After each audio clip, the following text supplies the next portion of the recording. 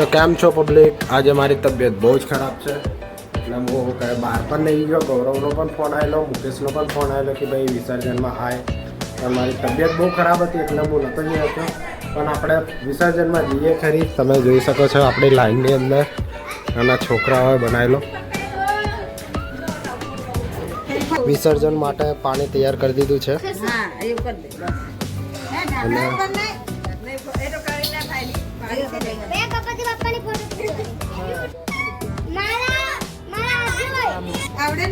બે હું લેવા છે તું ઉપર ભાઈ ડીજે વીજે પણ રાખ્યું છે, કોઈ નાચવું હોય તો. મારી તો બસ ચોકલેટ ઉપર નજર છે.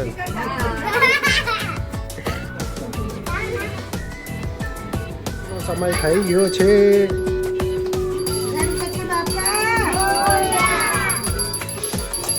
તાળી પાડ ના, તાળી પાડ.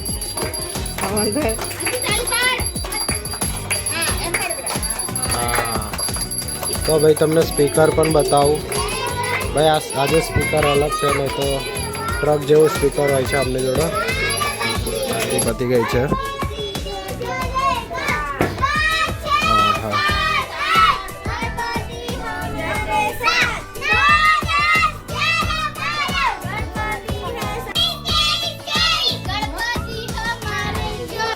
તો ભાઈ હું બપ્પાની બેક સાઈડમાં આવી ગયો છું અને ભીડ જોવો યાર. 7 ગણપતિ બપ્પા હાથથી બનાવેલા છે આ.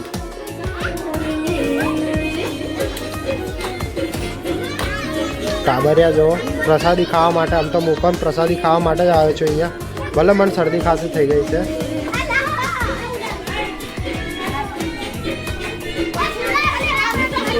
તો ભાઈ થાળ તો બહુ લાંબો ચાલ્યો. મને હતું કે ભાઈ 5-10 મિનિટનો થાળ હશે.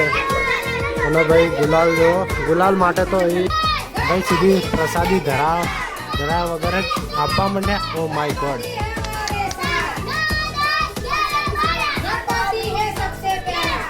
વાવ, ચલો પ્રસાદી મળી ગઈ. હવે આપણે ગાયબ થઈ જવાની ઈચ્છા છે. વેચાઈ ગઈ છે, ગુલાલ લાગી રહ્યો છે.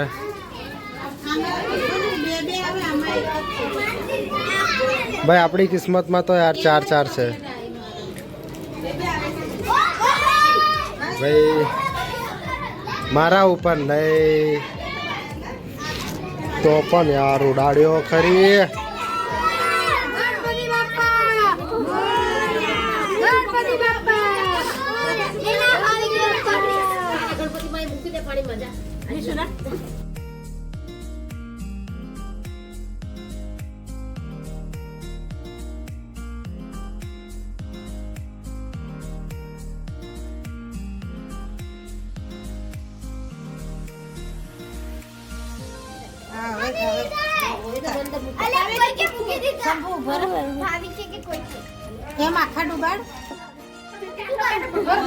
ભાઈ આપ આર્યો જે છે ને મને આખા વિડીયોમાં વચ્ચે વચ્ચે આવી ગયો છે. આ જવા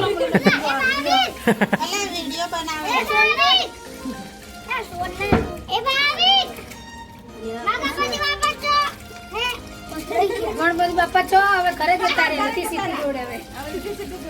તો ભાઈ અત્યારે હું બેટરી નંખાવવા માટે નીકળી ગયો છું. કેમ કે ભાઈ કેટલા સમયથી ગાડીમાં બેટરી છે નહીં અને વોશ પણ કરાવવાનો વિચાર છે. તો ચલો સીધા ત્યાં જઈએ ગેરેજે. 2000 years એ later. સૌથી નજીકમાં છે મારે ગેરેજ મહાકાળી ઓટો સર્વિસ. ત્યાં આવી ગયો છું હું. અત્યારે વોશિંગ તો નહીં થઈ શકે. વોશ કરવા ના પાડી છે ભાઈ, મૂકીને જવું પડશે. બેટરી એકલી ચેન્જ કરાવી લઈએ છીએ અને કદાચ સર્વિસનો પણ ટાઈમ થઈ ગયો છે પ્રોપરલી. તમને બતાવું આગળ જે એકદમ જમ્પર હમ્પર બધું ભરાવવું પડશે. આ જોઈ શકો છો યાર. એટલે પ્રોપર હમણાં પાછું સર્વિસિંગમાં ગાડીને આપવી જ પડશે.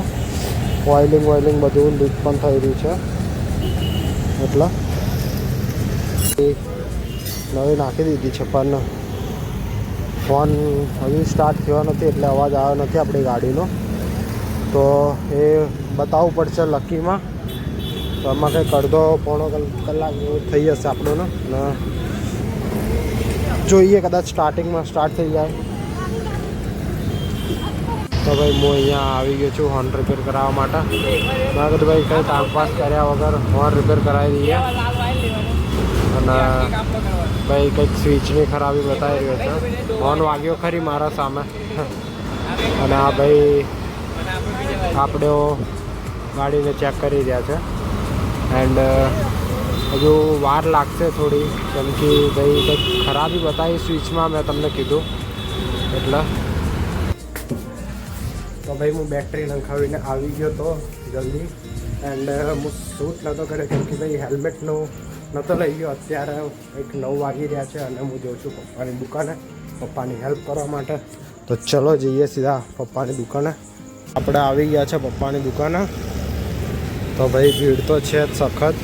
શકો છો યાર રાતની અત્યારે કંઈક 9 વાગી રહ્યા છે અને પપ્પાને શેઠ અનુ કાકા બંને અત્યારે સર્વ કરી રહ્યા છે.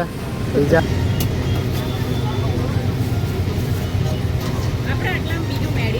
તો ભાઈ બધું વસ્તુ થઈ ગયું છે, પતી ગયું છે ફાઇનલી.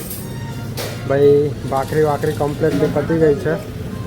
વસ્તીની તૈયારી થઈ રહી છે અને જે 2-4 ઘરાક ખાય છે એ જ બાકી. અને હવે કંઈક 5-10 મિનિટમાં અમે પણ ઘર બાજુ નીકળી જઈશું. તો ભાઈ કેવો લાગ્યો આજનો બ્લોગ અને આખો પ્રોપર વિડીયો લાવીશું આપણી દુકાન ઉપર. જે ઠેઠ થશે ભાઈ કઈ રીતના બનાવે છે, ક્યાં સુધી બધું સમાપ્ત થાય છે એ પણ બતાવીશું તમને. ચલો મળીએ કોઈ નવા બ્લોગ સાથે, કોઈ નવી વિડીયો સાથે.